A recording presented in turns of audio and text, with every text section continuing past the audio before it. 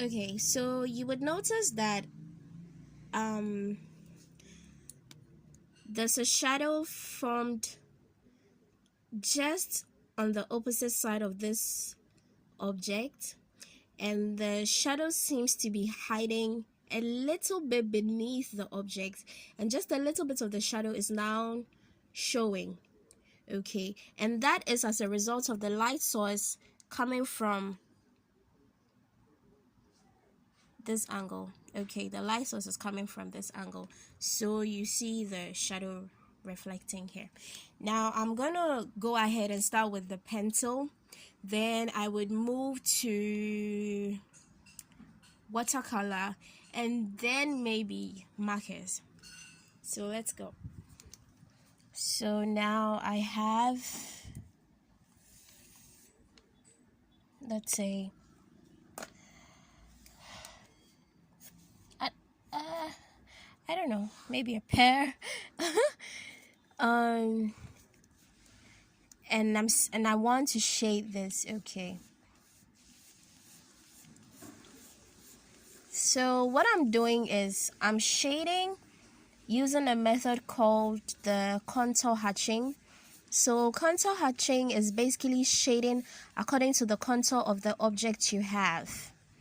Okay, so now with reference to what I have here, since it almost has the same contour as my pear over here, I'm going to show you how the shadow falls here and how it's gonna fall here likewise, same way. So we would assume this is my light source because it's the same for this. This is where the light source is, so this is where my light source is. So then it means that my shadow is going to be somewhere around this side. Okay, so let's go.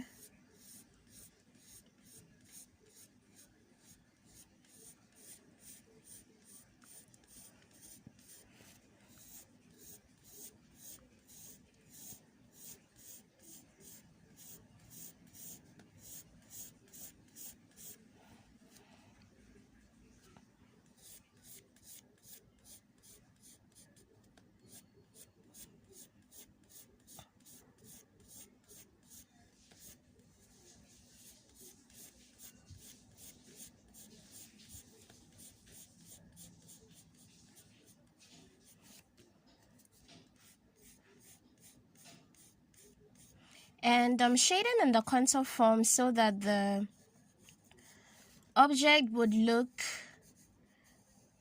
round.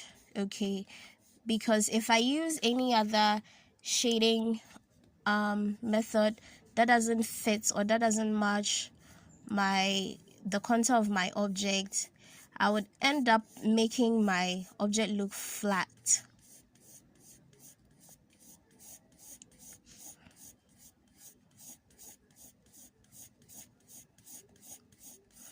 Okay, so the trick with rendering or shading an object, especially if you want to tell the tones of the object, is that whilst you're shading, as you're getting close to the light source, you reduce the pressure you have on your grip. Okay, you reduce the pressure on your grip so that you can tell the difference.